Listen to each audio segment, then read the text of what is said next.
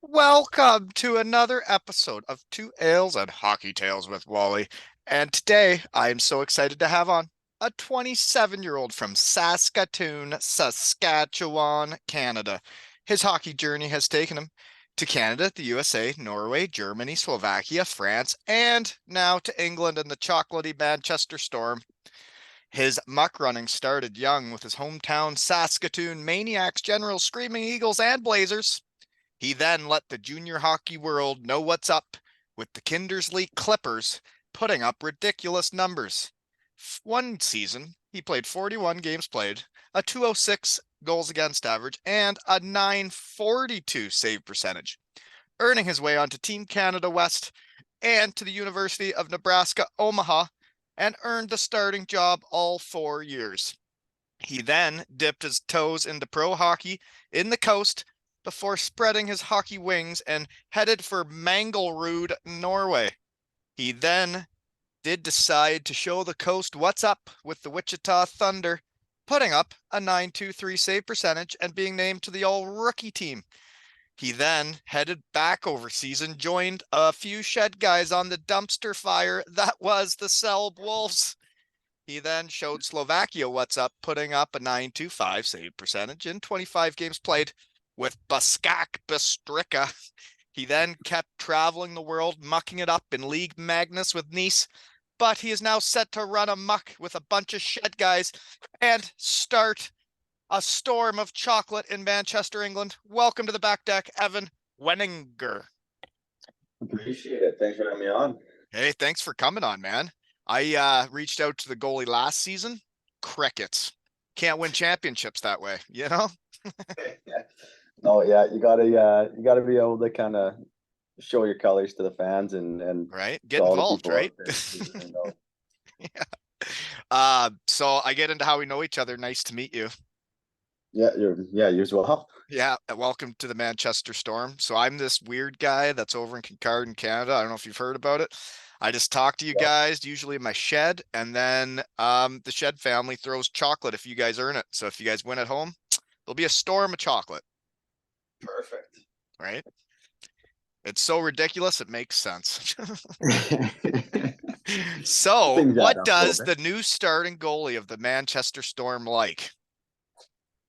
It's kind of a weird one, but grew up real big fan of the mint chocolate ice cream, and then stumbled upon those Peppermint Aero bars, and that's been Mm, kind of the chocolate of choice when I have the chance. Peppermint Aero bars, folks. I think we know what to do. Yeah, Jake will be all over it. I know that, but we need the whole arena to get involved, right? That's how you win championships. You need everybody, right? Absolutely, absolutely. Yeah, Peppermint Arrows, folks, and fun is fun. That's actually not the first time I've heard that one. Director of Hockey Operations in Cardiff, Neil Francis, asked for that on his trip to the shed. I guess the end of last season, and that happened for the head of hockey. You know, Unreal. yeah, he took a shed guy selfie on the ice with his arrows in Cardiff, and that's pretty cool, right? From your shed, when you see that on your device, that's neat. Oh yeah, oh yeah. Yeah, so I can't wait. So what's going on now? Who we play this weekend? What's going on? Yeah, we just got through our week of practice. That's a good Pretty feeling, good isn't week. it? Enjoyed ourselves a little bit. Went to the Manchester United game on Tuesday. Did a little fan bowling on Wednesday. But we got a home and home with Dundee this weekend. So thankfully we're home first, so we get that night at home in bed on Saturday night, and then And then you bus up there enjoying a little the bit of a next trip. Sunday. Sunday in Dundee. I guess that's not as far for you guys than from Cardiff. Cardiff to Dundee was a trip, man. Oh, I've heard 6-ish hours, but I have no Yeah. idea. I was a fantastic bus rider. I could sleep, I could play cards, I could drink beers, I could do all sorts of stuff on those buses, you know? I hear you have a great bus, the Greggy bus. I've had him in the shed. The Greg bus is a good one. We get treated pretty well. The little double decker, get your own bed. Yeah, got a microwave to heat up your pregame and everything. It's a Yeah. little bit of a step up from the ECHL buses.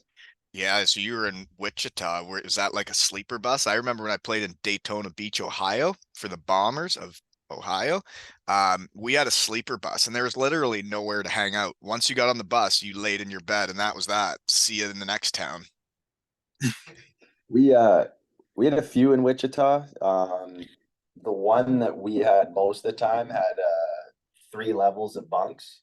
So Right. if you're a rookie, you're kind of third level up there, and it gets a little nerve-wracking when you're hitting those corners on the way through the Wyoming mountains on the way home from Utah. But fortunately, those the bottom bunks, the one side would fold into a couch, and then the other one's got that two bench rows, so with a table in the middle. So we had a That's fair hockey. share of cards and had a big TV up sometimes, NHL and whatnot. But You guys were I was a gaming big on the I'm a big bus? sleeper on the bus. I was a fantastic sleeper earlier in my life. Not as good at it anymore, you know? I Don't hear have that skill time. kind of leaves. Yeah, you don't need to sleep as much when you get older. When you're a hockey player, you need a lot of sleep, you know? Oh yeah. Napping's crucial to a good hockey career. Oh, big nap guy. I Oh yeah. sometimes even on those practice days, you get home and it's like That's after a little enough, right? meal, you're, Yeah. oh yeah. Crush a big lunch and then just get horizontal, right? Yeah. Throw something on Netflix that there's no way you'll watch more than 20 minutes of because you're passing out. Oh man, yeah. I'd shut the TV right off. I'd get right in bed. I'm not sleeping on the couch. I'm getting into this. I'm doing it. Oh yeah. Need a bed nap. Our couch outside, it's not bad, but it's a little too short for me. I can't get my legs all the way stretched out. So I always thought that like real psychopaths in the world are those people that don't nap before a hockey game, right? Like they wake up in the morning and they stay uh, awake the whole day. And it's like, how? How do you do that? I have to sleep. I had to wake up and like it's a new day. We're starting fresh, you know, yeah, huge lunch, horizontal, and then you wake up, dump in a shower, and then coffee, and here we go, right? that's that's almost step for step what my pregame day looks like. Right. I knew how to hockey. Yeah. Miss Oh those yeah. days. I don't now I just do stuff all day long till I sleep, you know? Sucks when you wake up and the next time you get horizontals for actual bed when you got to get up the next morning anyway. Yeah, but you know what? This is what gets me going. This is what keeps me not needing to be horizontal is I was so excited to talk to a stranger today because I think this is fun, Love that. right? Now we're it's like I'm back in the game and you guys are gonna run amok against those Dundee Stars and then it's gonna be a chocolate storm, you know? Hopefully, hopefully. And then fun is fun. And so I get Oh in yeah. now we know each other. You guys won your first league game, but it wasn't at home, eh? So there's no chocolate.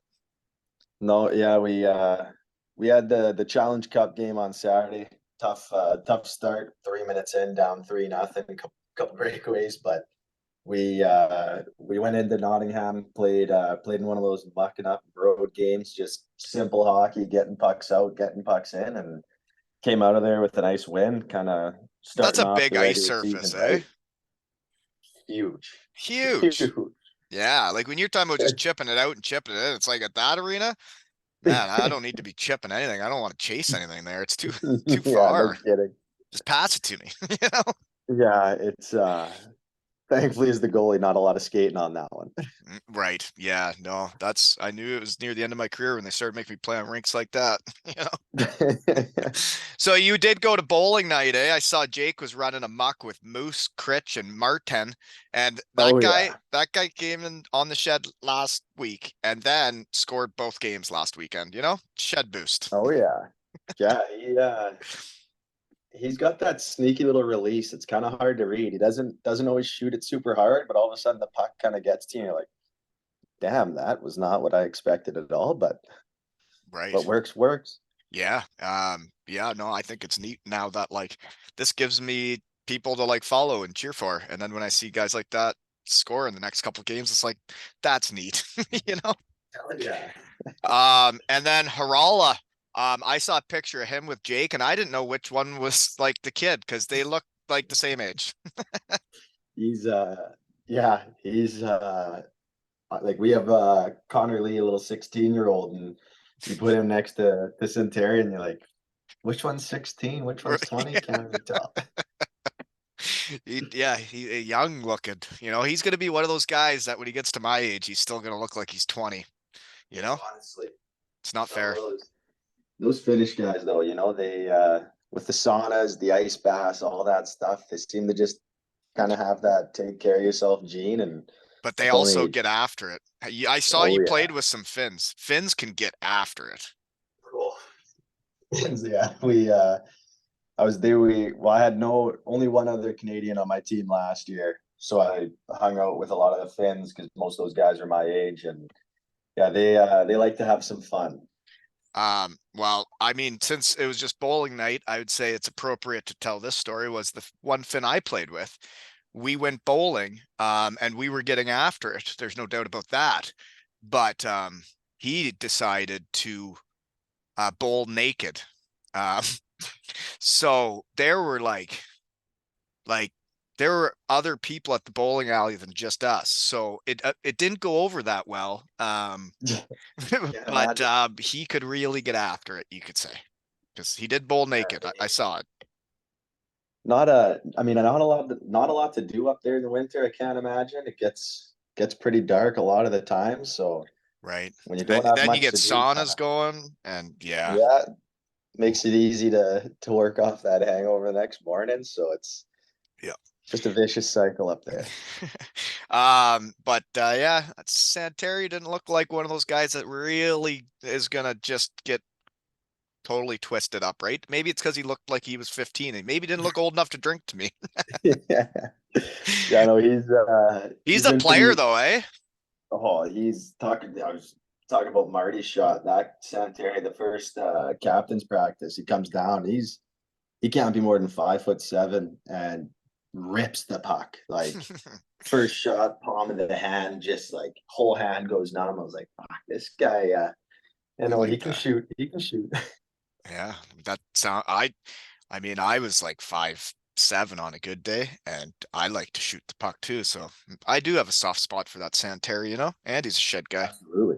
Yeah. And He's did you yeah. know, fun fact, I am a sponsor of your team. No kidding. Yeah, check out when Critch is healthy, check out his jersey.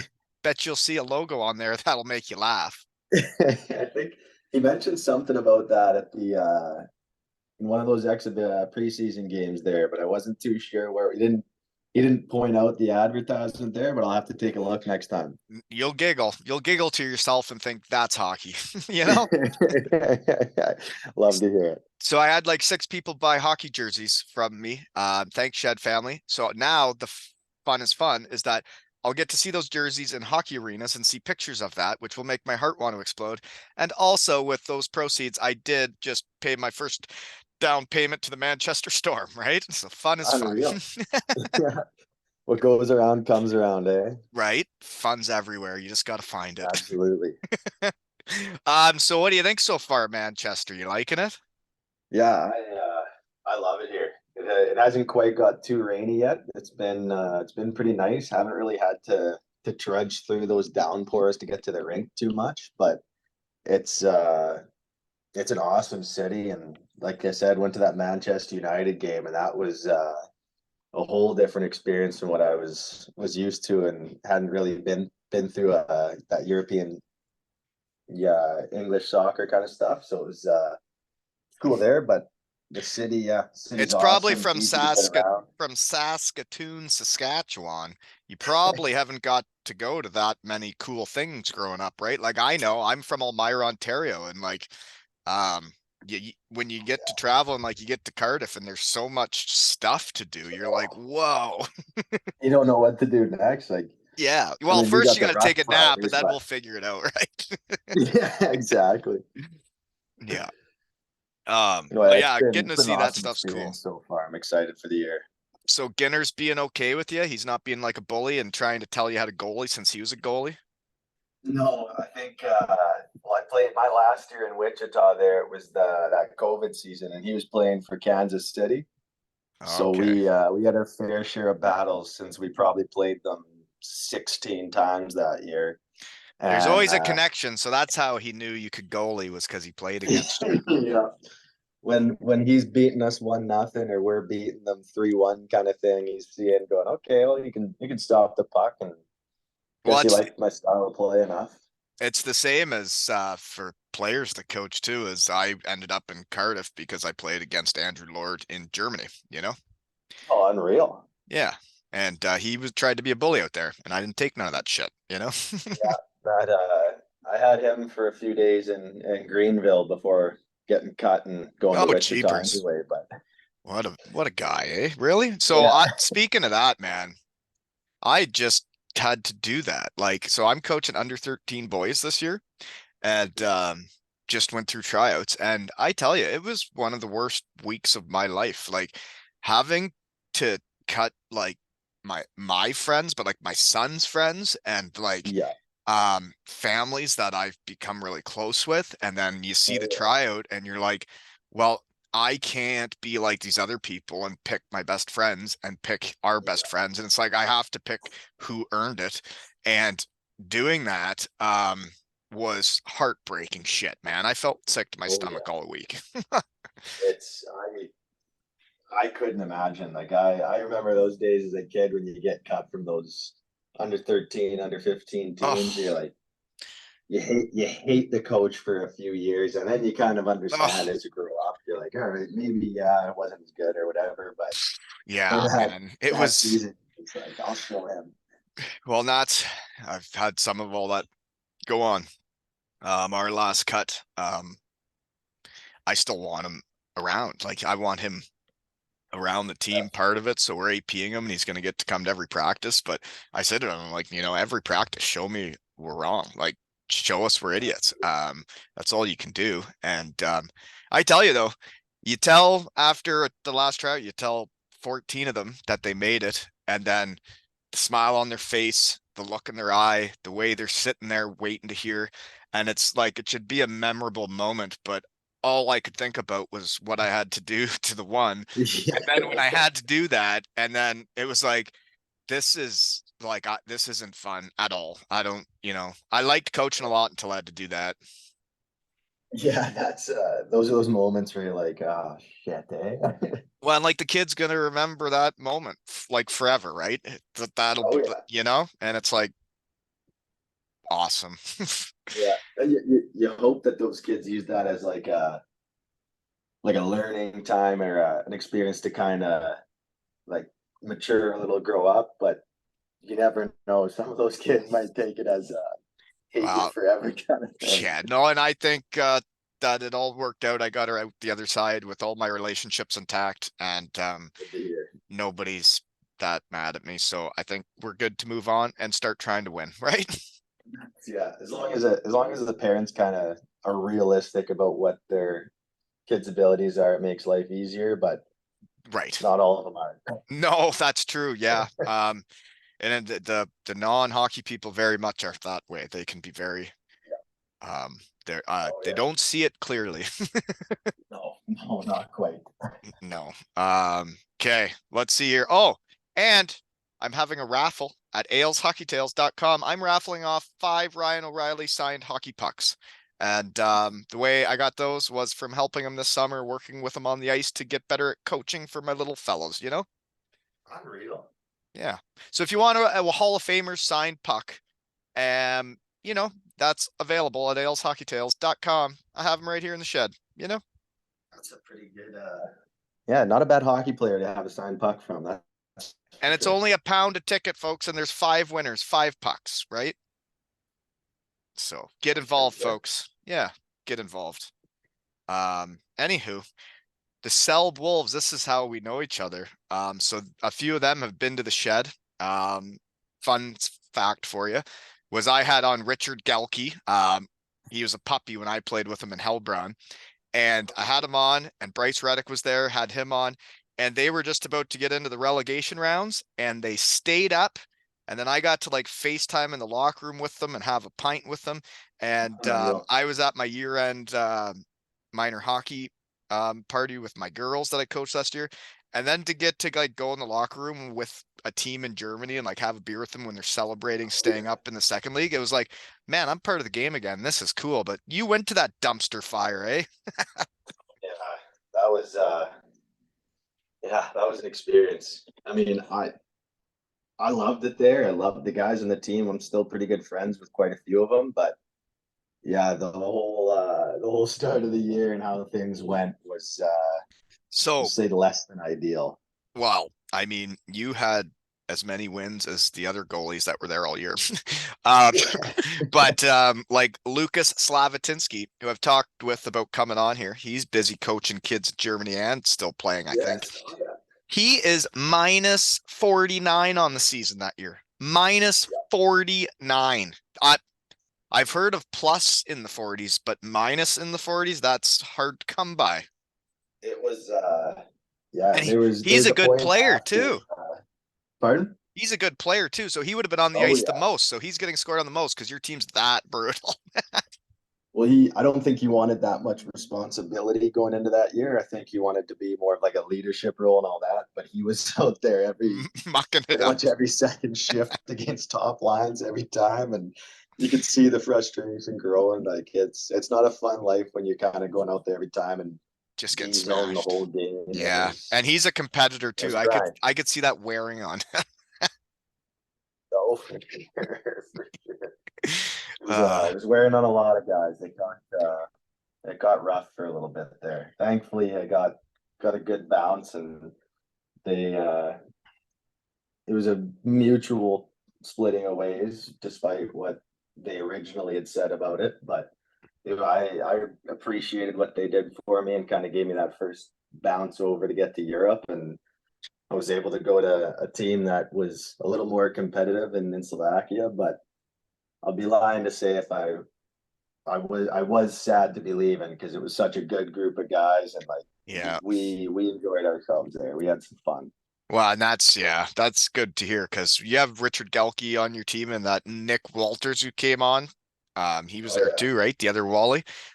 You Oh have yeah. good guys on your team, and maybe you're not winning, but man, it would be hard to leave a team, right? Like I never left a team in my career. I always stayed with whoever I started with every year, except the AHL getting cut. Yeah, a little different that way sometimes. Yeah, I was never traded, but I got sent down. But yeah, it would be weird to leave a team. But anyways, you went to Slovakia. How was that? It was interesting. It was kind of it was different, going from a league where you get 4 or 5 imports or whatever, and have a lot of those like German Canadians, German Americans, and all those dual passport guys. Then going to a country where it's you got your imports and then you got your Slovaks, and there's a lot of how I put it, like the Slovaks knew they had to work hard and kind of be as good as they could, or else they wouldn't be on a top level team that year, the next year. And so the competitiveness every single day of practice was unbelievable. Was I, through I the haven't seen, roof. still haven't seen it.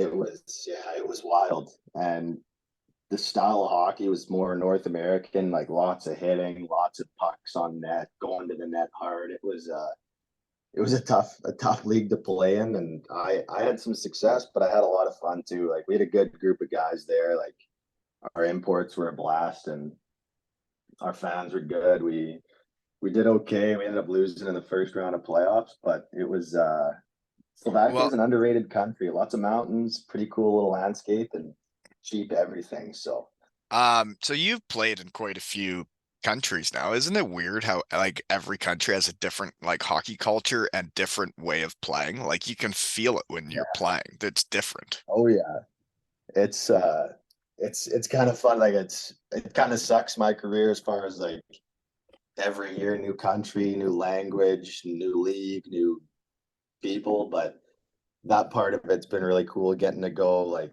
Norway, getting to play there and see their kind of style, and then you go to Slovakia, Germany, France, now the UK, and kind of getting to see like all the different styles, and like you said, like even just the culture, like So how the fans who's go the about got it. the best food so far? Oof, best food. See, the Slovaks really like their soup, and Uh, they make some damn good soups. Soups can be really Every good. game day, they give us our team would have little plates of like to go boxes of food, and then you get one little to go box of soup. And like I never knew how much I liked soup until I went there. I'll be Right. honest. Well, like what, so I remember there was a pancake soup in Germany that was just off the charts. Like I'm talking little strips of like I don't even know how to explain it. It wasn't like, yeah. What kind of Yeah. soups are we talking? Like, is this like sweet potato Um, soup, potato soups? my favorite was it was like a garlic broth with just veggies in it. You get like one or two Brussels sprouts in there, some cauliflower, broccoli, celery, carrots, all that And it's stuff. just a good And broth just with like, vegetables. oh yeah, and just it was just like garlic water basically. That was, oh, it was unreal. And then they Cheapers. had some good chicken noodle soup as well. They had this bean lentil soup that was like, it kind of had that like red looking broth. I don't know what it was, like a little bit spicy, but it was absolutely incredible. I'm gonna make But soup tomorrow. You've yeah, I've been inspired me. I'm stopping making over in soup tomorrow. Sainsbury's and getting their pre-made soups because I just missed it so much. Well, and that's the issues I have now is I like had to learn how to cook so I can eat all the food I learned about in Europe, you know? Yeah, that's something I'm trying to get back into a little bit too. Well, you can nap and then make a nice meal. It's tough being a hockey player, right? It's a tough life. It's a tough life. Somebody's got to do it, right? Yep, someone's gotta. Yeah. So I guess where and what are you doing now? You're in Manchester. Um, You just started with the storm. You got a roommate? yeah, I'm living Steven Johnson. Hmm. I played with him in Wichita for more most of that 2021 or 2020 2021 season there. Um, but when I was kind of halfway through the year in France, was texting him about here and asking him how he was enjoying it and everything. And of course, the stars aligned, and I end up coming here. And so, pretty much as soon as I signed, he texts Ginner and goes, "Hey, do you mind if me and Winnie live together?" So once I got here, pretty much seamless moving. Already had a buddy, and kind of That's nice. makes life a little bit easier for me. And so I think he's downtown with one of our new guys who had to go get his visa all set up. But yeah, living with Steve has been pretty easy so far. Well, I'll tell him to get in the shed this year. Eh? I still haven't had him on. Yeah, yeah. He is a confirmed shed guy. I've heard good things. Oh, he's an excellent human being, but he's doing the schoolwork stuff, so he's been just grinding away with that. Oh, is that right? He's doing like the MBA. Yeah. Oh, Oh jeepers. yeah. Yeah, that's busy times. Yeah, that's did my 4 years of college. I don't know if I can get back into the whole school and hockey thing just yet. Well, I did it. I did it with a toddler and had our second while I was doing it, playing for Cardiff. It was as busy as she gets, but you know what? Life hasn't slowed down since. So that actually Yeah. taught me a lot about what I could do in a day because I used to do nothing. You get comfortable doing nothing, but you're surprised how easy it is to actually still do things. Yeah. Yeah. When hockey players go, they go hard, but then they get horizontal. Absolutely. So are you guys like downtown then? No, so they used to be downtown last year, but it was like from what Steve was telling me, they had like a 40-minute tram ride or drive into the rink every day. And so they've actually got us in Altrincham, like right by the rink. We're in it's a really nice spot. It's 4-minute walk to get to the rink, so it's kind of nice to pretty much be able to go.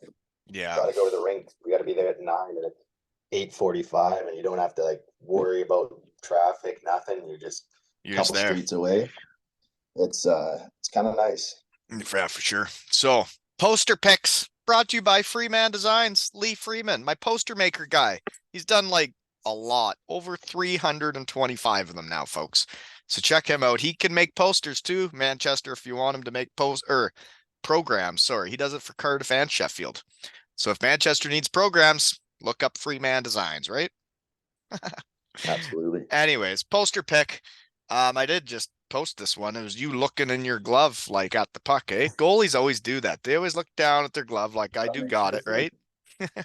Gotta make sure. You never know. Sometimes I've only had one hole in my glove ever, but You, s- sometimes you don't know for sure that you got yeah. it. Even if you feel it, you guys still gotta look, eh? Yeah, you gotta make sure it's there. I understand. But that will be full of chocolate soon. Peppermint Aero bars, right? Absolutely. So are you only going to eat the Absolutely the peppermint go-to. arrows or are you going to dabble into all the chocolate storm that happens? You know, there's some weird shit over there. You ever had a I'm boost yet? oh yeah. I haven't tried too much yet. I've kind of stuck with what I know. I did dabble into they got the caramel arrows here. Tried those out, pretty solid. Yeah. Um, but I'm got a bit of a sweet tooth, so if there's a chocolate bar and someone gives it to me, I'll probably end up eating it no matter what. Well, there you go. Well, there's going to be chocolate. I can guarantee you that because we're just getting started here, folks. You know? Beautiful. Yeah. Okay. Next poster pick is the Quinn Stevenson Memorial. That looked like a golf tournament. And who's Quinn Stevenson? He was but the guys I was golfing with, a few of my buddies there, he was at one of some of their friends, and he was in a friend group of a lot of my buddies. He was unfortunately hit by a drunk driver on the way to his work at a golf course in high school, and so every summer the we put on a golf tournament to change his courses every now and again. But that one is Moon Lake Golf Course in Saskatoon. We actually we're just kind of a ragtag group of golfers in that pick. We weren't expecting anything but to have a good time, and ended up one shot off the lead for the last hole, and missed our birdie putt by a lip out, and unfortunately we didn't win it. But we've been kind of going in and out of that tournament every year, and kind of just having a good time to celebrate the life of a really good guy, and Yeah. try and kind of help out the Mothers Against Drunk Drivers Association. We do a lot of donations for them through the tournament, and just kind of trying to do our part to help out that way, because That's good. it's just it's tough when a life gets taken so soon for something so avoidable. But Yeah, no kidding. That's terrible. But it is fun when you get home in the summer and get to golf with buddies from home, right? Because you don't see them all absolutely, winter. absolutely, you finally get home and it's let's go spend 4 days in a row out on the golf courses. No, man, when I get back to Elmira, those first few days were like, we'd really do her. Yeah. Yeah, I usually take that first month and golf as much as I can before I get back into coaching there, and that summer money to pay for my golf. Did you see, did you say coaching? You coach in the summer? Yeah, I do. I do goalie coaching with. We got a company. The goalie coaches that coached me growing up. I started working for them just to make some money fresh out of college. Do that first two summers of pro, and then kind of realized I'm not bad at it. I know a thing or two about goaltending just from having to learn so much, because I wasn't naturally the best goalie out there. I had to actually try pretty hard, and so it's kind of helped me both ways. And now I kind of Now coach a you're few hours giving a day back. throughout the week, just to yeah, give back. But I mean, still getting paid for it, so it's still a Right. job. But it's in Yeah. my eyes, it's still just kind of fun, because you don't get to shoot pucks as a goalie very often. So when you get to shoot pucks on little kids, it kind of boosts the ego, makes you feel a little better. And then you get to tell them what they did wrong and help them get better. So here's a question. I don't know much about goaltending. What kind of goalie are you? Like, is there anything different than a butterfly goalie now? Um, a little bit. I mean, it's kind of at a point where everybody's a butterfly goalie, because if you're not, Yeah. you're going to get just boot 5 hole far too often. But I mean, I'm only 5'11" on a good day. My elite prospect says I'm 6 feet. Shout out to my Nice. agent for that one. Yeah, well done. But being professional goaltenders, I've kind of had to adapt by just that extra patience, and not just butterflying on the shot, by maybe holding my feet a little bit longer and kind of forcing that shooter to think a little bit more before they release the puck. And a lot of my game is based on kind of reading the play and figuring out what that shooter has as options, whether it's he has only to come in and shoot, or he has that shoot but he could also pass back door. So I got to be a little bit deeper, and there's kind of a whole bunch going on in my brain before the shot, and Right. then just hoping for the best really at the end of the day. Yeah, well, there are goalies that just rely on their like reflexes and whatever. And then there's guys that like think about every play and where the guys are. Goalie I played with in Denmark actually. He would have it written out, the other team's power plays. He had little notes of where everybody stood, who liked to shoot, who liked to pass. And like he would like study it before the game. So he would know when that guy had it on the half wall or whatever, like what his tendencies were. And I was like, jeepers, like I just go out and play, you know? I just go run I just follow the game plan, skate a little bit, shoot the puck, see what I can do, right? Yeah, I know what's going on the power play and sometimes on the penalty kill, but Yeah. you know, like let's just go play. But yeah, like I guess if you're into it, you want to know all that, right? So then you know who's a shooter, who's a passer, right? You gotta. It's hard to know though when you've been switching leagues every year, right? Yeah, I think it kind of comes to my advantage a little bit that I just like makes me feel like they don't know what I'm gonna do. They don't know if I'm cheating on the play or that's just how I play. And so I kind of try to use that to my advantage for the first couple times against each team. Hmm. But after that, then it's just all about you kind of get, like you said, you kind of figure out who the shooters are, who the It doesn't guys that take might have long, that right? tendency to make that extra pass, or if this guy's maybe a little bit more deceptive and can pull that puck before his shot. So you get I don't like to do I don't necessarily like study the guys before. I'm more of I'll talk to a guy if they have a little intel on the other team, but I like to kind of just go in on my reads and kind Yep. of you know pretty quickly in a game who the main guys are on the other It team. doesn't So take long at all. Yeah. no, when Yeah. you see a guy with their stick touching the rafters on the power play, I'm setting on the flank. You're like, I bet you this guy's their shooter. Yeah. Yeah. Yes. And when the power play happens, those guys that just jump over the boards without the coach saying anything, you're like, okay, so those are the Yeah, first line guys. the guy's already standing on the face-off circle before the guys are be sitting down in the box. I go, okay, yeah, Yeah. this guy Okay. will So be he's up the there. first unit. Yeah, Yeah. oh yeah, Yeah. Okay. Next poster pick. You're with, I think it's the same dude in a couple pictures, but there's the sand and you're in the sand and there's mountains behind you. Looks lovely. yeah. That's one of my good friends, Caleb Dahlgren. He was on the Humboldt Broncos during that 2018 crash, but that was actually this past summer. He came up. He became friends with our whole family and stuff, and my sister lives up in Whitehorse, Yukon, Oh yeah. and so she got married up there this summer, and he came up for the wedding. But that was on a trip out towards Skagway, Alaska. It's the I don't know if it's got any official record or anything, but it's one of the most northernmost deserts in the world, I guess. It's kind of a funky place. You're driving through the mountains, and all of a sudden, there's just acres on acres of sand in the Really? middle of the mountains. It's a pretty cool, like, kind of You place guys to be, definitely but went it's up there the right time of year, though. You wouldn't be wanting to go up there in the winter.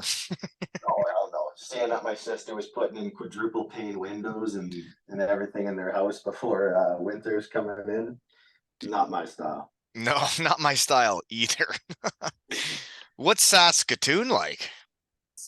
Saskatoon's cold. You'll get some -40 days or months during the winter. Thankfully, haven't had to deal with that for almost 10 years now, so I'm maybe getting a little soft to it, but we'll Right. see how it goes once I retire if I can still handle that. But Hmm. it's a good place in the summer. I mean, we get good weather. We got a good lake system up north, and you can go out and enjoy your long weekends on the water. Some good fishing, some So good places to go. kind of like the Yukon and Alaska is you've been going to Saskatoon the right time of year. Yeah. Oh yeah. Hearing my buddies in the group chats, uh, that's at minus. It makes me feel a little better when it's maybe raining 4 days in a row where I'm living, or I'm Mhm. complaining that it's windy out in Nice and I can't go sit by the fucking Mediterranean or anything. But Yeah. it's hard to complain when you don't have to deal with that -50. Okay, next poster pick. You guys had like a shed guy selfie with the city in the background. It's you and two other dudes. Where's that? That's Barcelona. I've Had been a there. That's a city. I thought that might have been Barcelona, but excellent city. Maybe my favorite and favorite I've been to in Europe, probably.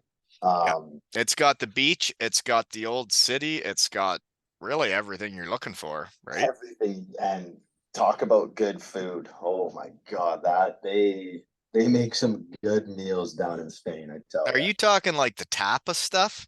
I wasn't that Oh, thrilled with the tapas, food. yeah, that oh, they always butcher it. The paella, whatever. Paella. Yeah, absolutely incredible. Doesn't even get the chicken, the seafood, whatever you want, it's gonna be good. Hmm. I guess I don't recall the food being that wonderful there, but Barcelona was a sweet city. You know? Yeah, I mean, it's hard to complain about anything there. That Hmm. whole city, other than the people just trying to peddle you drugs and little trinkets on the street. But other than that, the everything else was pretty nice. Yeah, I agree. The only part I don't like is that the guy I went with is now an NHL scout and thinks he's too big time for the shed that woohoo, we can't talk about your career because you're an NHL scout. What a baby, right? That's Yeah, punk. it's tough. It is tough, but it's neat when he sends me videos of like Western Michigan University and I know he's recruiting at my old school.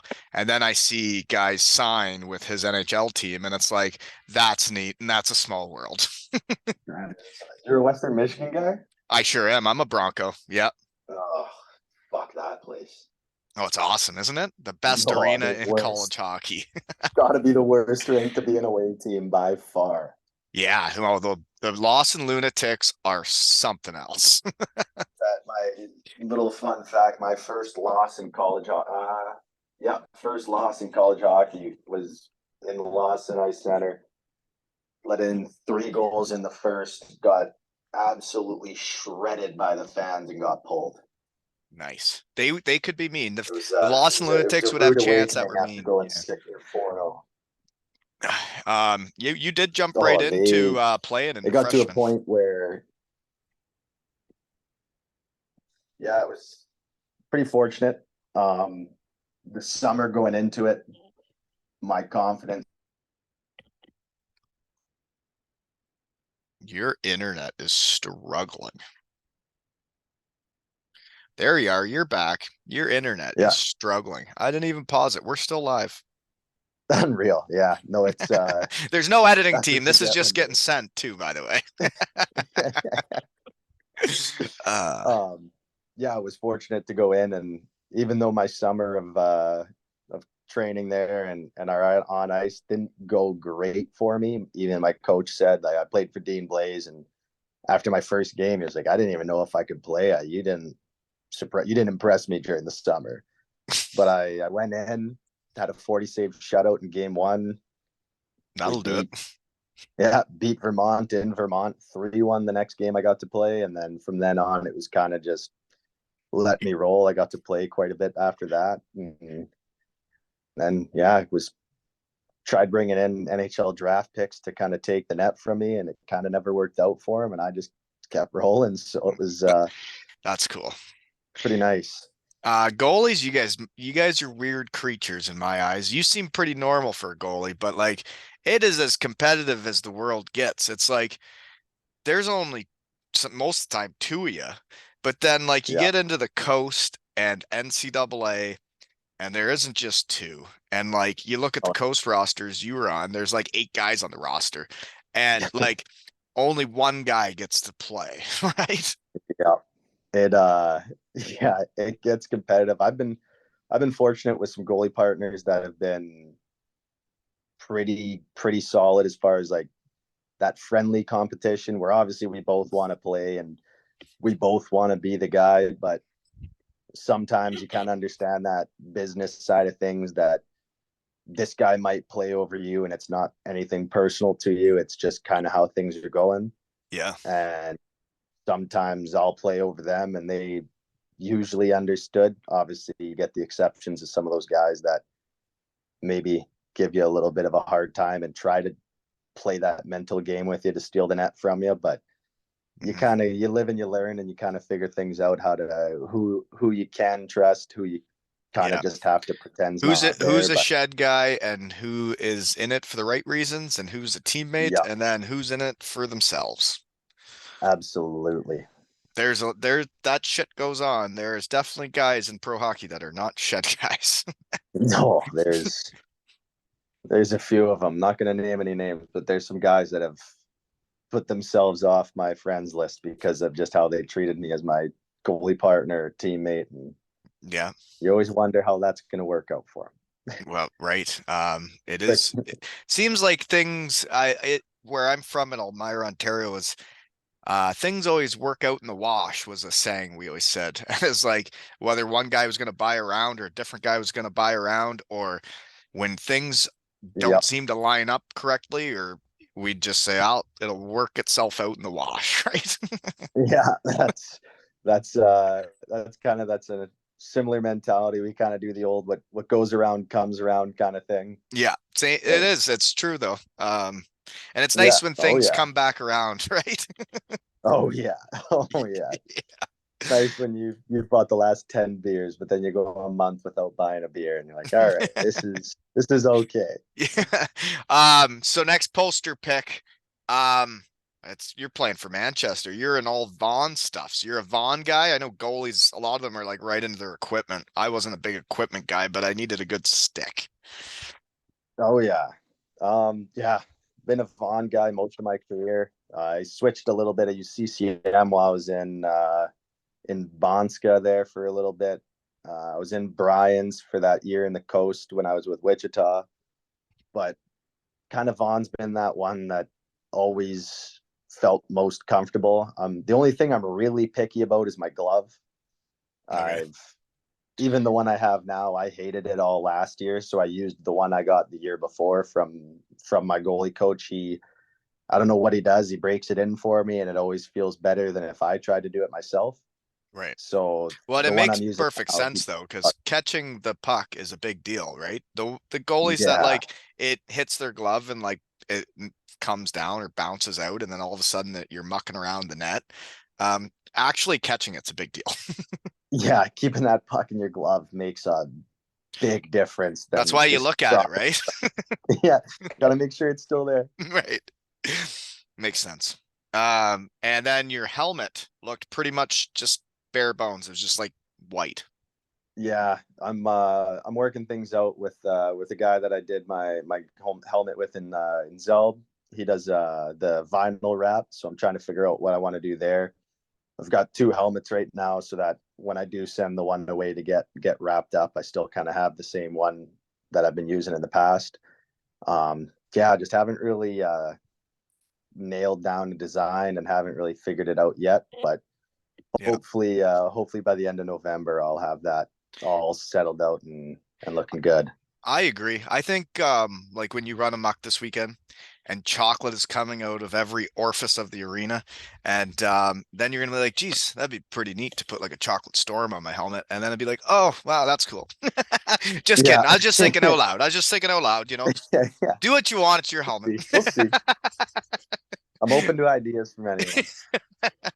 But yeah, I can't wait to see how you guys do this weekend. I think it's gonna go great. It'll be Next fun. poster It'll be fun. pick is you and two dudes by a river. Looks nice. Is that in Alaska again? Yeah, that was in Whitehorse again. Caleb, and then a guy I played against in the SJHL. He played for Notre Dame, the Hounds. Um, Kind of played against him for the 2 years, and he's from Whitehorse and doesn't live there anymore, but just happened to be back for a separate wedding that wasn't my sister's.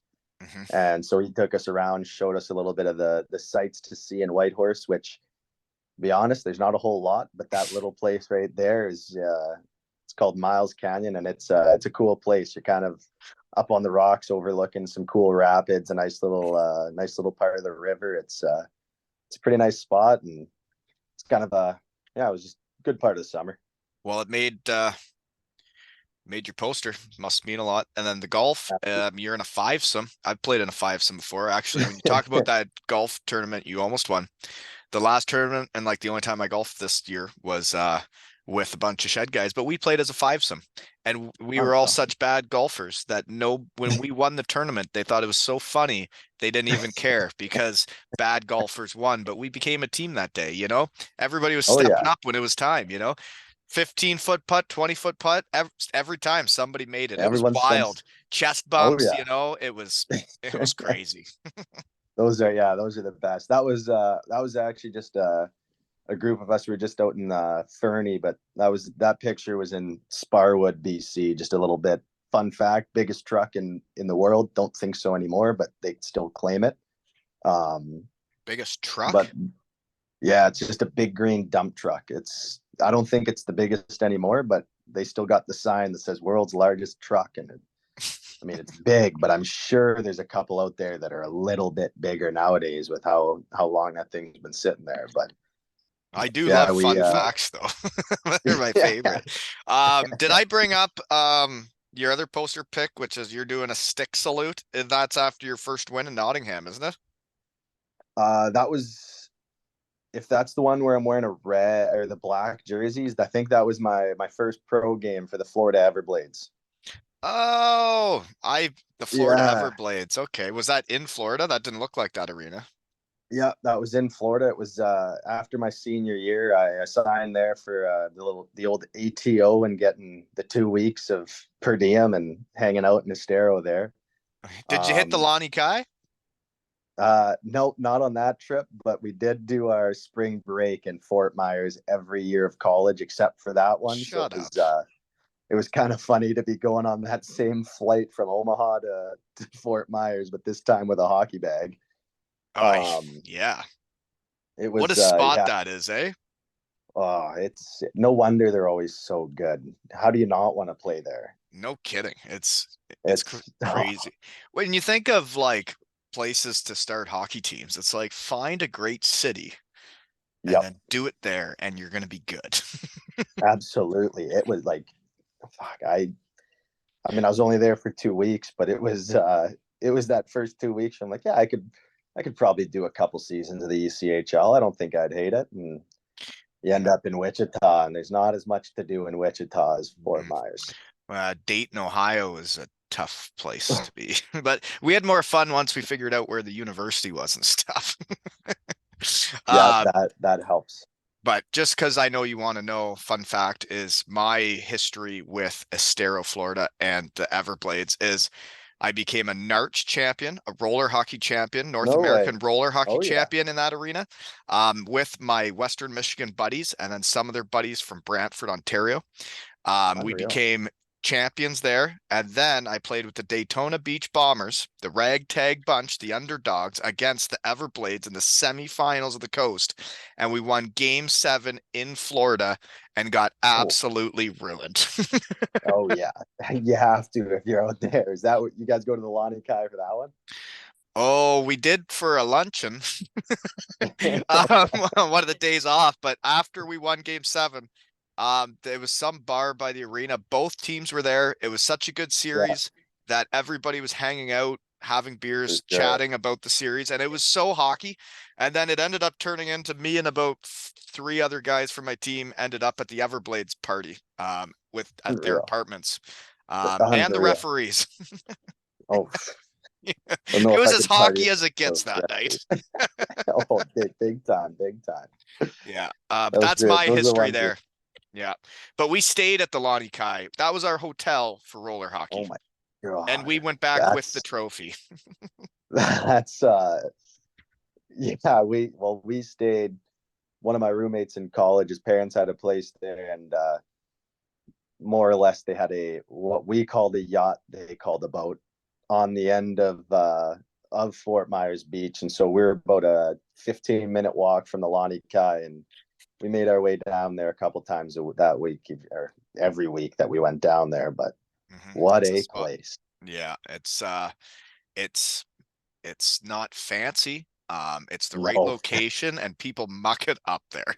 they I think it was the first year I was technically underage, but they were doing a booty shaking contest, and that was welcome to spring break college life down there, that's for sure. And I've heard the Everblades rookie parties are always during spring break and they go Yeah, to the Lonnie Kai. And that's hockey at its finest. Way to go, guys. Keep it that's up, right?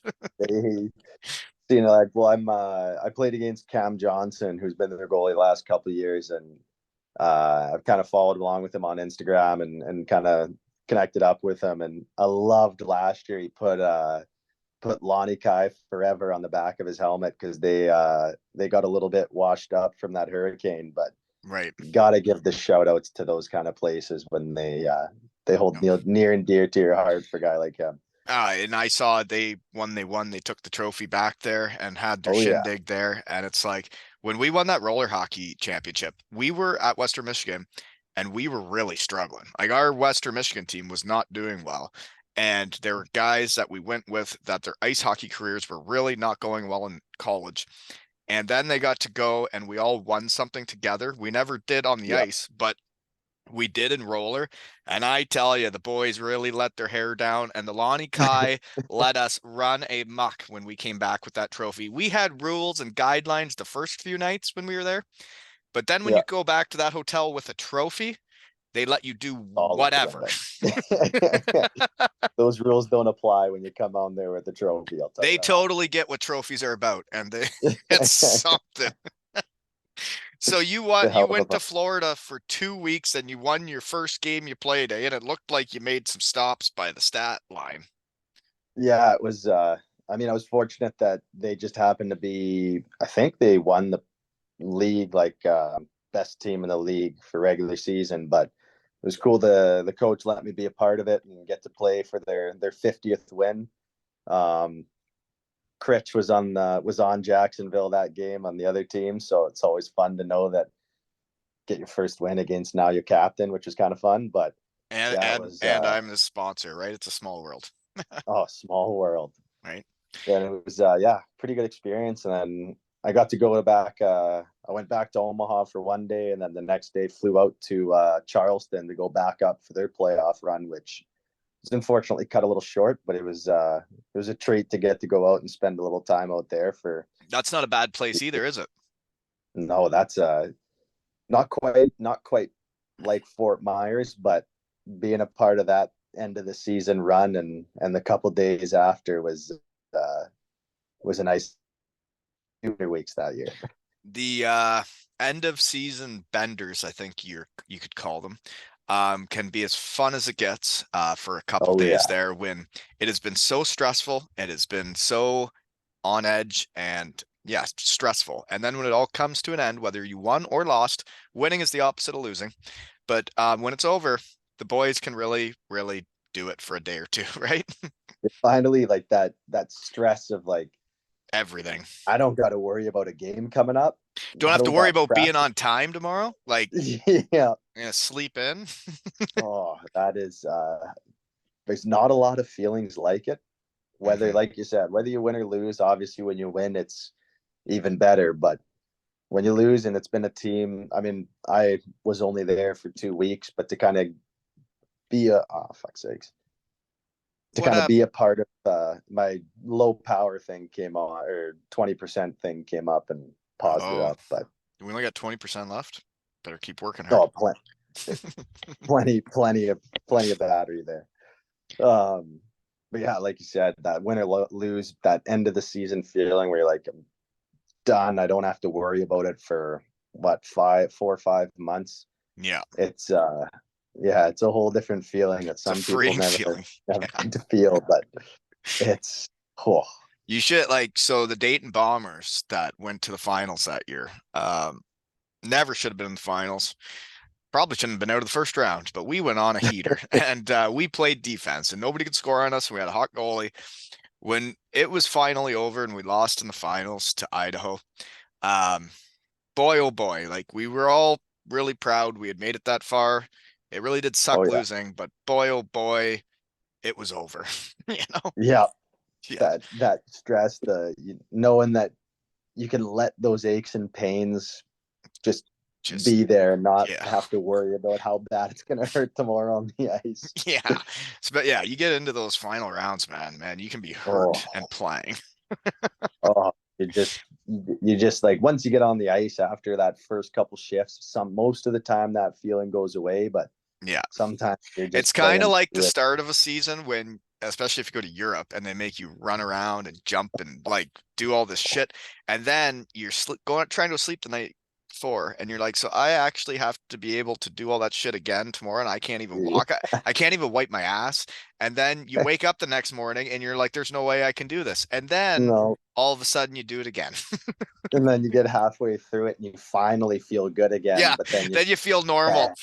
Oh God. And then, oh man, those first months, especially NCAA. Oh, oh, those summer workouts in Omaha were just, you get through it and you're like, finally, we have games. We don't have to do that again.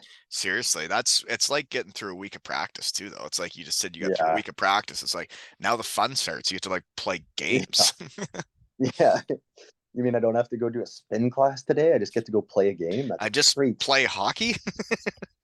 Yeah. Yeah, Feels better. way more fun. Okay. So, anyways, better keep moving here.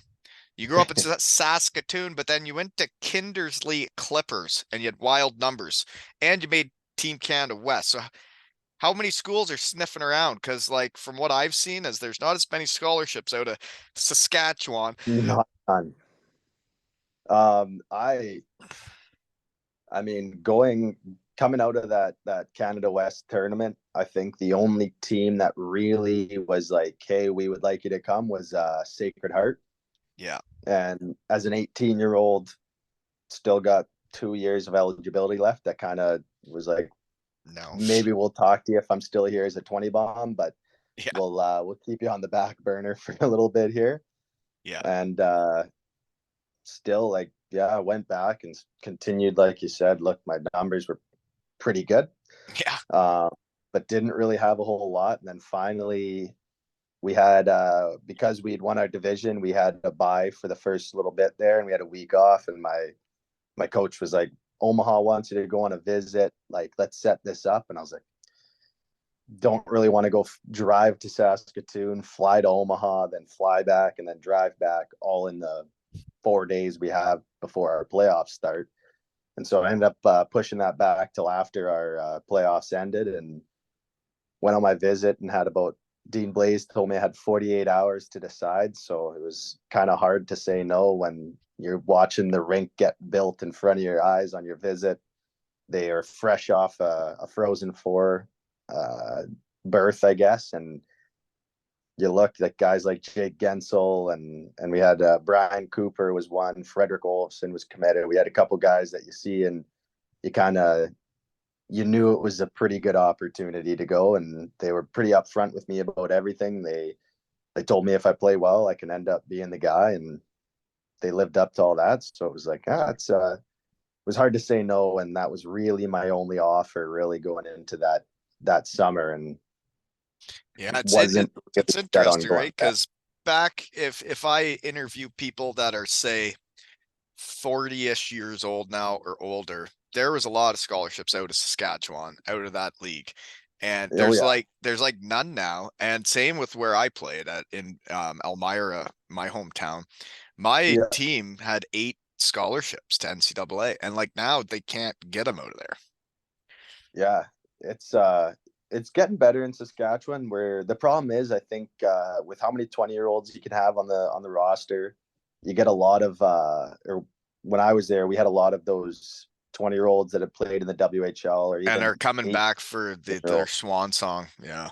Yeah, and so that was a big part of like we always got made fun of, and like I had Minnesota guys telling me their high school hockey team would be able to have beaten my junior team, and it's like, well, we had 3 guys that have over 100 games played in the WHL and sitting at 0.75 points per game in the WHL. Like, I don't think no high school team is going to stack up to that. So it's not like we were bad hockey teams in the SJHL. It's just you have a lot of guys that either weren't going to go and play anywhere other than There. Saskatchewan Junior. Maybe go to the ACAC out in Alberta and just play like But at I think with the other school there. rule that's really kind of strung it up by the balls is like I heard you can't play until you're a certain age, and it's like the kids that played when they were young were the kids that were going places, you know? Oh yeah, it's well, and like the big thing is you're not allowed to leave. You weren't allowed to leave your province to go play for another junior province until you graduated from midget. And so I had a few teams, like I was talking, I knew the goalie coach in Powell River, and I had a few other places where if I would have went back and played one more year of Saskatoon Blazers, I could have gone to the BC or the AJ and stuff like that, and maybe had more scholarship offers. But I was kind of always under the. My dad always basically told me the if you're good enough, they'll find you. And Right. so instead of going back and playing midget AAA, which I didn't really want to do, I went to Kindersley as a 17-year-old, had a good time, played a decent amount of games, and then got to start as an 18-year-old and have a good season. And Did you ever? like my dad said, if you're good enough, they found me. So it was it I worked out agree. for me. But a lot of those kids kind of just see all the scholarships out west, and like a And lot of guys going down south to play in the USHL or the NAL, and it was more of I didn't believe Kindersley treated me well as a 16, 15-year-old when I was in their system. So I was like, well, might as well give them an opportunity. And worst case comes, I can get a trade or I can kind of find my way out. But I yeah. was always treated well, and I like my billet family. I like my teammates, and it was kind of everything worked out for me in the end. So it's not really a lot to complain about that way. Yeah. Well, in Nebraska, Omaha then, so they were good when you were going there, and it looks like they weren't as good by the end. And it's similar to me at Western Michigan. When I went on my recruiting trip, they were ranked in the top 10 in the country. And I went and saw them play Michigan that had like guys that just played World Juniors for Team Canada. I see a packed barn. I see the Oh Lost yeah, Lunatics. And I'm like, this is the coolest arena I've ever seen in my life. yeah, I'm coming here for sure. And then after I committed, they literally continued to get worse like every year until I left. And it was depressing to be a part of, but I yeah. mean, It I don't know. hurts. Yeah, it does. And it's like sometimes it's kind of out of your hands. Like I played hockey as hard as I could have. I was as good a teammate as I could be. And Yeah, sometimes, I mean, whether it's coaching, recruiting, um, all of that together, it's like we're obviously going in the wrong direction around here. yeah. We are think in my opinion, the problem for us was we had Dean Blaze going into the end of his contract. So my first freshman year, we had a great roster. I mean, like I said, Jake Gensel, hard to have a bad team when he's on your team. Austin Ortega, he's playing in the Dell in Munich. And like we had a great squad. We were number one in the country for a little bit. We missed the tournament by like 0.002 on the pairwise kind of thing. Like Ugh, it that was tough. I had to play through an ankle injury for the better part of 3 months of that year. Gensel was kind of banged up, so there were some factors in there. And then we got new assistant coaches the second year. Going into the third year, we got two new assistant coaches, and then one of our assistants took the head coaching job. And then into the senior year, we got another new assistant coach. So it was like there it's was hard to no, kind of yeah, yeah, like you're kind of building on broken blocks, so to speak, because like all of these players were recruited by different coaches for different reasons, and it just kind of yeah. was kind of that perfect storm of we're supposed to be good, we're expected to be good, the fans expect us to be good, and unfortunately, as the goalie, you eat a brunt of that when it comes down to it. And so I don't have a sour taste in my mouth about it because I really did enjoy my time, and like I said, I some of my teammates there were I still keep in touch with them. A lot of my best friends throughout my career, but it just kind of sucks when you have such a good first year to then just continually go downhill from there. It's I couldn't agree more. painful. And it was the same for me. And it was like I was putting up my like good numbers and it's like, but it's hard to go places when your team's not winning. It's like in hockey, Yeah, you need everyone to win and you need everyone playing good and then people go places. And it's like scouts are going to watch who's in the final four. They're going to see why that yeah, team is there. And like then they start looking at third liners and fourth liners and second liners because they're good at that role. Where if yeah, your team sucks, you better be putting up some numbers to be doing anything. big time. That's why And as a goalie, man, and I've seen your resume, and sometimes you can go to Europe and you maybe don't know where you're going or how good the team's going to be, and the deck is stacked against you. And it's like, well, there's no way this team can win. yeah, like that's kind of how, yeah, like I haven't ever really been on a great team out here. I mean, I went into Bonska and we were 11th and we climbed up into 7th, so that was a good success for me. But like you said, I think I had 3 wins in Germany. Last year was a rough year in France. We did not win a lot of games, and like I look back and I'm like, I felt pretty damn good every game. I have good numbers. Where'd everything go wrong? But Well, and it's for me, I know both sides of it. It's because I went to Bietigheim, where we are a big budget team and we're trying to win it, and I go there yeah, and we just smash everybody. We're deep. We have everybody going. I'm still playing hockey the same way 3 years later, and we have no budget. We got a small roster with young kids that don't know what's up, and like we don't win. And then all of a sudden they're talking about like what the problems are. And it's like, well, I'm playing yeah, hockey the same way. It's like I just don't have yeah, the cast around me anymore. yeah. Oh yeah. It's tough when like we went through a stretch last year. I think we had 17 games in a row where we averaged just under 2.2 goals a game for. And I was sitting there and I'm looking, I'm like, I'm feeling good. I'm making some saves out here. We're getting like we just beat Angers, one of the top teams, 1-0. Like I'm feeling good. And then you look back and you're 1-13 in that span. You're like, When the coach so I was with the guy for a couple of years. He gets fired. We had won the championship. He gets fired. Um, then the new guy comes in, that had seen me play, was from the town, liked me, kept me around. Then that guy gets fired. The last season I was in Bietigheim, we were 20 games into the season. I had 20 goals in 20 games, and we were in dead last. oh, that's just how it goes over there, though. Hey, you can put up numbers, and the team just could be bad. Yeah, yeah. And then it's interesting because the guys that win the championships and are in the finals are the ones that make the more money and go the better places. And it's like, well, there's some players on those other teams. Oh yeah, yeah, yeah. You're looking at well, there's Jeremy Williams, a name I remember. He was always I wearing the know who gold. he is. Yeah. Yeah, I played and against him in Germany. He even played in Krimitschau one year. oh shit, because he was in, I think it was Heilbronn, and we go into there and you look at their roster and they got like hundreds of AHL games on their roster. Williams had a couple NHL games. Then you look at us and like we're coast guys. We got coast guys through and through, and we're out there fighting. And we had them up. We were up 3-1 on them going into the third, and then they decided they didn't want to lose and put up 4 in the third period. But you're just out there fighting for your life, trying to keep your team afloat, and it's just no matter what you do, sometimes it's not enough. No, it's that, yeah. And it losing can suck, right? It changes your whole day. And then yeah, Absolutely.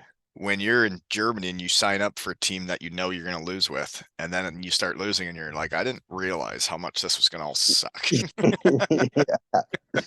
Yeah, that's where having that good group of guys makes things just a little Better. more bearable, and Yeah. you kind of still But then enjoy if you your don't have that good group of dudes, it's like, this is so miserable. Oh, oh, yeah. yeah, been there. So anywho, Nebraska Omaha, they still play in that huge rink that's like the Creighton basketball arena. No, so that was my freshman year. We opened up Baxter Arena, 7,998 seats. It's maybe like a touch too big, but it's about the right size for the city and for the team. Because that one they were in, I didn't Nah, really enjoy playing there because it felt like it was empty and yeah, it's like playing in Wichita. It's too big of a rink for a what you're getting. hockey team in Yeah. Midwest. Yeah. Well, that's good they're And not there so, anymore. yeah, no, Baxter is, and it's like it's right on campus. It's absolutely gorgeous. I mean, it's no Ralph Engelstad, but it's got to be, in my opinion, a top 5 rink in the country Well, that's good. for college hockey. Um, yeah, there's not a lot to dislike about it. It's a great setup. The rink, the room, everything. We got a sauna in there. gym. The lounge is nice, little study room. Isn't it wild what NCAA can afford? Like the money those schools make and like the shit they can build. And it's like, Yeah. it is so much nicer than pro. Yeah. I'll never forget one of the guys a class older than me came back and skated with us in the summer. He's like, fuck, enjoy your senior year because once you get to pro, you do not get treated like this. Yeah, no shit. And It's in your head, from you're like, everything, pro daddy. from everything, the equipment to like Oh, what the equipment food, managers' budgets are, like yeah, the new equipment lounges. every Yeah. year, whatever you want. Like Yeah. getting to talk right to the Vaughn rep or the Bauer rep and getting exactly what you want. Yeah. And then I get want to the this stick coach. curved this way at this flex. And Yeah. it's like, yeah, we could do that. We'll have 30 of them here. Yeah. Oh, you want the 1S skinned as the 1X? We can do that, no problem. Yeah. Now you're getting the team sticks that are just 2x4s. Brutal. Okay, better keep going. You got low battery, I heard. Um, you go to Florida Everblade, South Carolina, but then your first year, which isn't considered your rookie year yet, but you play 2 games for the Allen Americans, 12 for Wichita, and you also go to Norway for 7 games. But that's Yeah. also the year all the baloney starts. So that's the year it gets shut down. Yep. That was quite the year. Getting was basically in Allen for a month. I was packed up, ready to go. Actually, I was gonna go back to Omaha because it was the only place I really had to go stay while I was in the States while I waited for a new team. And right after packing everything up, stayed for the Friday night game. The goalie that was playing pulls his groin, he's out. So I end up de facto having to become part of the team again. And then how it all works out, Devin Dubnik got hurt. They called up a guy from Iowa. Iowa called up Jake Patterson, and all of a sudden, I'm the only goalie we got in Allen. Yeah. Yeah, that's the got coast. Yeah, got 2 games in there. Got traded to Wichita 20 minutes after my second game. Packed up, went to Wichita, and then actually the week of the Super Bowl, I got traded to Greenville, and they were on their All-Star break, so we hadn't practiced, had nothing. Got to meet a few of the guys for a day, and then got a call asking if I wanted to go to Norway, and basically abandoned my car in Greenville and flew to Norway. Is that right? Thankfully, my mom had just retired. She was a superintendent, so she flew down and picked it up, or else it would have been one of the worst trips home during COVID, having to fly to Greenville and then have a 36-hour drive home. Yeah. And it can happen that quick, right? Where they're like, do you want to come to Norway? And you're like, yep, let's go. Yeah, it was. I was out for we were getting tacos and margaritas with my new teammates, and my agent called me and he goes, "Do you have your passport on you?" I was like, "No, I'm at a Mexican restaurant." And he's like, "You better get that ASAP." So I ended up getting an Uber back to my apartment, sending a picture of my passport. And he goes, "Yeah, you're going to Norway. Your flight leaves tomorrow at 10 a.m." So that was a fun call to the Did Greenville you head coach. did you get to decide it all, or he knew that's what you wanted? He kind of like I had told him like my ultimate goal was to kind of get to Europe and kind of get my foot in the door and kind of show myself out here because at the end of the day I wanted to get a couple of years in Europe for sure, depending on my career and kind of see how it goes.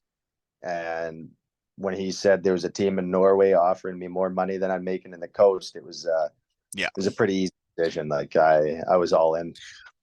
Yeah, it makes sense. So you go there and only play 7 games, and then it gets shut Yeah. down. Yeah, we had seven. Basically, it was like a best of seven series of the end of the season. We just had to win 4 games to make playoffs. We end up going 4-3, making playoffs. We were getting prepared to get absolutely stomped by Storhammer in the first round, or Stavanger, sorry, in the first round. Stavanger, the Oilers. And, oh yeah, they Yeah. had way more money, Yeah, they and we do. They came. I played them in the Continental Cup, and I was with Sunder Yuski in Denmark, and they came. We're hosting the tournament, and like they had players. They were a good team. Like, I yeah, man, they were good. yeah, yeah, they got money. Yeah, and thankfully, the day before the series was going to start, the Norwegian government called every hockey team and said, "You got to send your imports home. We're shutting down the country." And so I didn't have to go get stomped for 4 games. I got to That's good. pack up, get to go home and see my friends and family for a long summer and off season. And unfortunately, I guess I had to spend a little bit of winter in Saskatoon, but by then it kind of warmed up, so it wasn't too bad. And then, so then obviously things were a bit different and everything with going to Europe. So then you end up going back to Wichita then. Yeah, well, that was when I started back in Greenville. Got COVID, quarantined for 10 days, practiced once, and then got cut. So Well, yeah, from Lordo?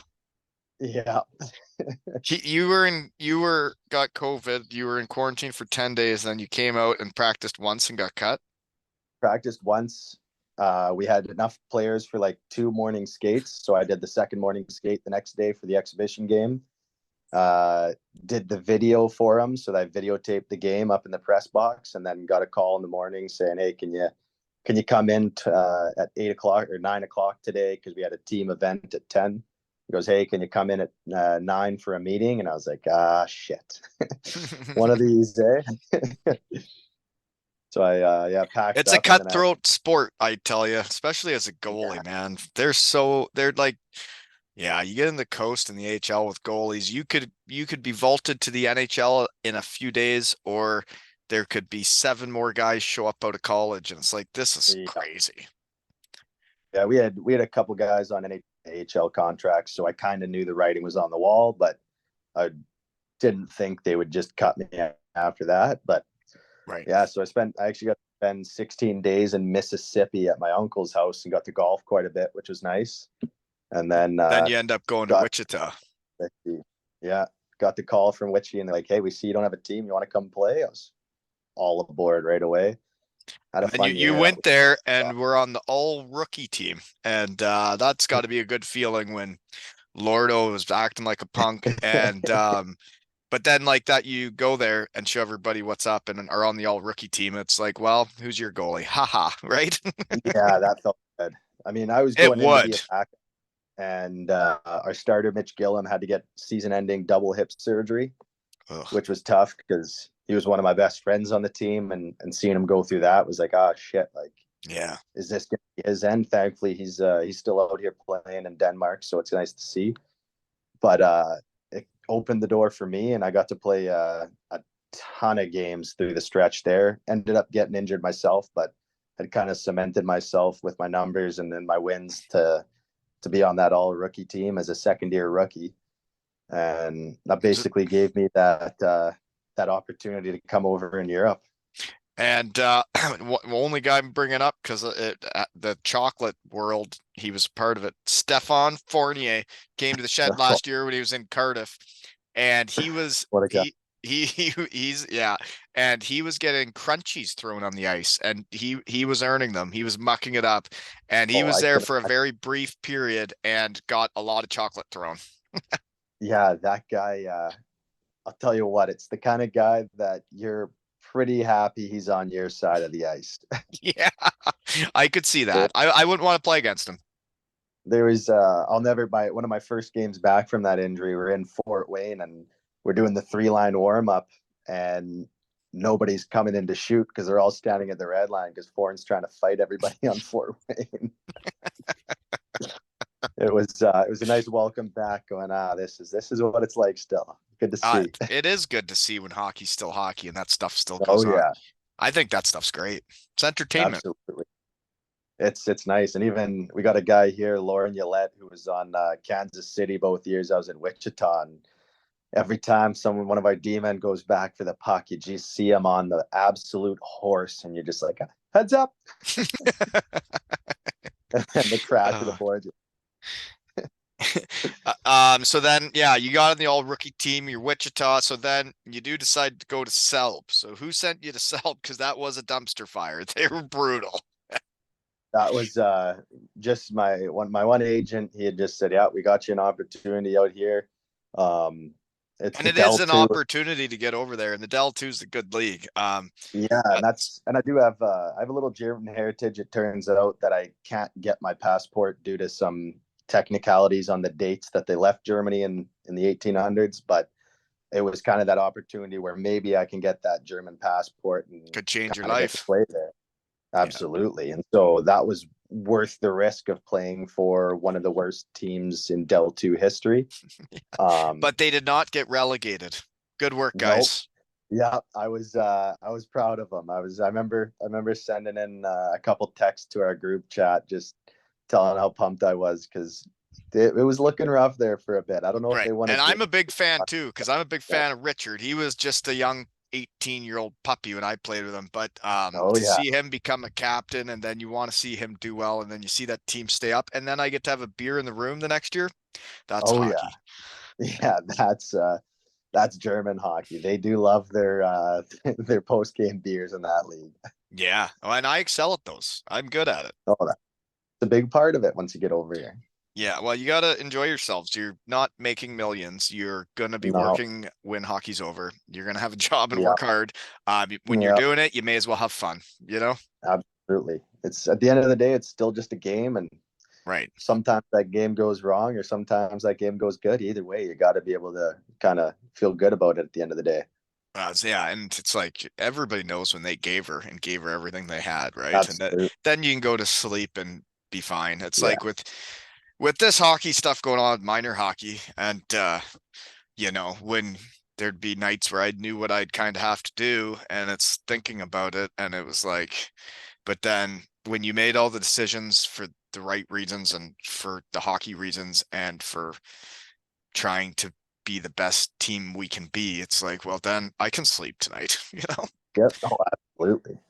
Yeah. It's yeah, it's quite the life. It's stressful stuff though. But yeah, there's guys like Lordo who now doing the coast thing. I bet you he's let so many guys go like he did with yourself, and like people will be coming in and out of his door, and Yeah. it wouldn't be like what I'm going through right now. No, no, and I don't hold it against him. It wasn't really his choice. He had three guys on NHL, AHL contracts, so it wasn't like Makes it pretty simple. You got to take those guys. yeah, he's got LA and Florida breathing down his neck saying, "Hey, we're sending these guys to you." And they got to And play. yeah, and so I'm sitting there going, "Well, I'm pretty well obviously the odd man out. Would have liked to stay a little longer, but a Yeah. practice and a morning skate was enough, I guess." But I Yeah. mean, he didn't know when I signed that he was going to get those guys. So it's not like he Right. brought me in just to screw me over. Like he was trying to build his team, and then he gets these excess guys come in. So again, yeah, you don't want to It'd hold be it a lot, against that. be a It lot was to good. manage. Oh, I I don't envy the coaches that have to make those decisions and have to tell those guys that, because for some of those guys, that's the end of the line, right? And that's a heavy conversation. Really would be. And yeah, they end like the managing of the roster and like injuries and the Oh, NCAA season's ending or junior hockey's ending, and then you're yeah. trying to be the best team you could be, but it's like, well, is there a team here? Because man, some of those coast teams with the in and out of the doors, it's like, well, you guys aren't a team, you know? No, you're a carousel of guys that go on the ice every couple games. Yeah, you guys go play a game and they call you a team, but like you're not a team. You're just a bunch of individuals playing professional hockey. Oh yeah, yeah. That's what's, is it not nice going to Europe though and being part of a team? Like you're on a team. Yeah. Being a part of a team that kind of like stays a team for the whole year is nice. Like you don't have to deal with that stress of like It's like being I from could Saskatoon or Elmira, right? yeah, yeah. You know that they're not going to kick you out. You got to leave on your own if you're leaving. Yeah, well, it's just yeah, I found the North American Pro very interesting how one day these guys are on your team, then the next day their equipment's just gone, and you're like, what happened? And they're like, oh, you got traded. Yeah. And they're like, oh, I guess I'll never see you Uh, again. yeah. Oh, that guy was my best friend for 4 months. Where are you going? Ah, Yeah. yeah, heading up to Greenville. Ah, okay. Good luck. Smell you later. Yeah. So then anyways, you did the Selb thing, which yeah, you got your chance, you're over Was a there, step. then you go to Slovakia, team does well, you do well, play 9 playoff games, and then you go to France, and that's just last season. So Yeah. on that squad, You got obviously the French guys. You got a Belarusian, a Slovenian, Slovakian, one other Canadian, Czech, a handful of Finns, a Latvian, and Slovak coaches. Yeah, That's wild stuff. it was. I mean, everybody on the team, or not everybody, but for the most part, it was a good group of guys. Yeah. But it's tough when none of them speak good English. Tough to gel, right? Yeah, like I ended up. There's a few guys that you end up becoming good buddies with because they spoke more English than others. But when you're trying to talk to a guy and you say something and they're looking like, the fuck are you saying? And they're Yeah. looking to a Quebec guy asking for a translation, or they're trying to figure it out. And or my coach didn't speak any English, so I'd have a good game, and he'd come up, tap me on the pads, and go, "Good goalie." So you kind you kind of run into things where you don't really know what's going on too much, but I mean, shit. Nice is a nice place to live. Our rink was pretty much a dump, but you go into every game and you battle your ass off trying to get a win for your teammates, and it was a good experience. I'm glad I did it, but I wasn't too keen on Yeah. looking into trying to go back. Makes sense. And then you come to Manchester and man, you got a good group of dudes. Everybody I've met around there, like you seem like you got a good hockey family to be going into a battle with for this season, right?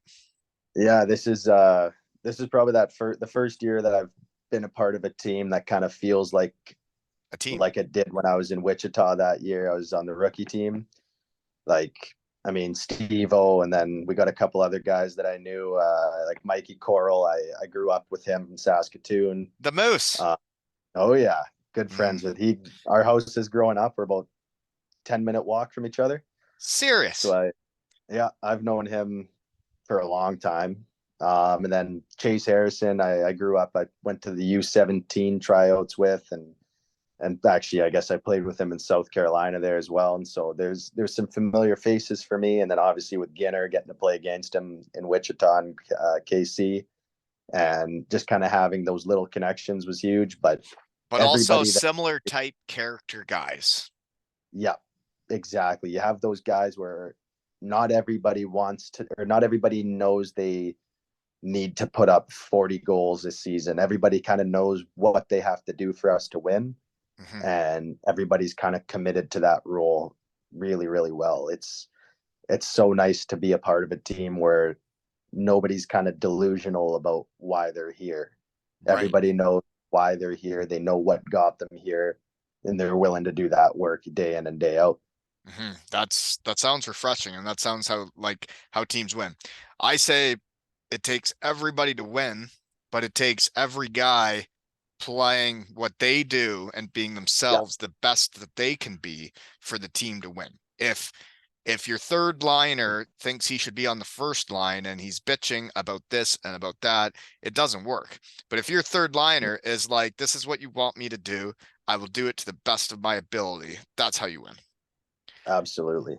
And we got a good, yeah, like I said, it was kind of from day one. I got here at like 12:30, drove in from, well, I guess I got here at about 3:30 after driving in from London.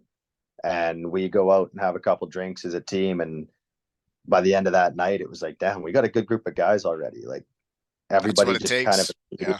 became friends. It's nice to be a part of. It is nice to be a part of. That's what I like about doing this again, though, is it makes me feel Oh part yeah, of hockey again, and I get to talk to who I want to talk to. And I know when absolutely. Ginner recruits you, and then the other guys he's recruited in the past, I'm like, well, these are my type of guys. And some Oh yeah. coaches don't recruit my type of people, and I know that I'm not for Oh everyone, yeah.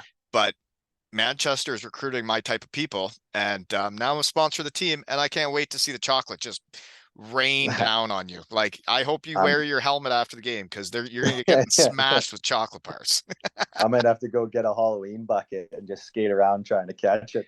No, I think yeah, you could actually. They could try and throw it in your bucket, right? That'd be fun. Oh yeah. That could Give be them fun, something to aim for so they're not just hitting me. They can get right? into the bucket or wherever we go. Actually, I do have one last question though, because director of shed marketing, Jake, the fan there that Yeah. he runs amok in the chocolate world too. Oh yeah.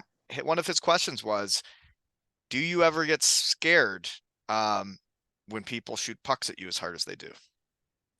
Um, there's times. We do Juice Boy on Friday, that little shootout where the loser has to buy juice, and Yes. our one guy Tyler Heinem wound up for a slap shot because he didn't score a few in a row, and that was one of those ones where he's at the top of the circle, he's winding up, and I'm just like I'm standing here and hope if it hits me, it hits me, but I'm not moving to save it because then I'm maybe opening up a spot that's gonna hurt pretty bad. So there's some that not necessarily scare me, but You're just like, scared oh, they're gonna I hurt. gotta eat this. Ugh, Yeah, yeah. there's a few of And them, and Heine's came on. I believe his favorite chocolate bar was Kit Kats. yep, yeah, that's what he was saying. I think someone asked him at the or the meet the players thing with all the fans. We got a Yeah. few Kit Kat guys. Yeah, we're gonna get into this. And then Santeri, or Santi, I guess you call him, but he wanted Carl Fager out of Finland. And I know for a fact that people have imported them from Finland and are ready to throw them on the ice. So you'll have to try, you'll have to I'm ask him if you can try it absolutely, when it hits the ice, right? absolutely, because I, like I said, big sweet tooth guy. So when I have an opportunity to try something new, I'm giving it a Right. go. And that's what's fun about playing hockey around the world is you do get to try new shit. Oh yeah, it's some of those German chocolate bars, and even in Mm, Slovakia, they had some good treats that we don't quite get over here in North America. So you're right. you gotta try it when you can, right? That's right. And so all you guys got to do now is go out and earn it. And it's all going to Absolutely. happen. And then you guys can run amok and just let me know next time we chat what what's your favorite next time, right? And it's this time it's Peppermint Aero, right? Yep, Peppermint Aero. That's You the know, one. maybe we'll get into this Finnish shit, right? And I hear you got a couple Norwegians now, so we'll have to see what they got going on around there too. Yeah, we see what Andy gets into. That guy's he's got a bit of a sweet tooth too. He seems like he likes his treats, so We'll have to get him in the we'll see shed, what eh? he likes. Oh Yeah. yeah, yeah, he'd be a good guy to get in here. Well, go Storm, right? Nice meeting you. Absolutely. And Nice to meet it's you always refreshing because goalies can be weird. It's nice too. when the goalie of the team I'm sponsoring is my type of guy. So thanks for being a Yeah, shed guy. I appreciate it. And this has been another episode of Two Ales and Hockey Tales with Wenny and Wally.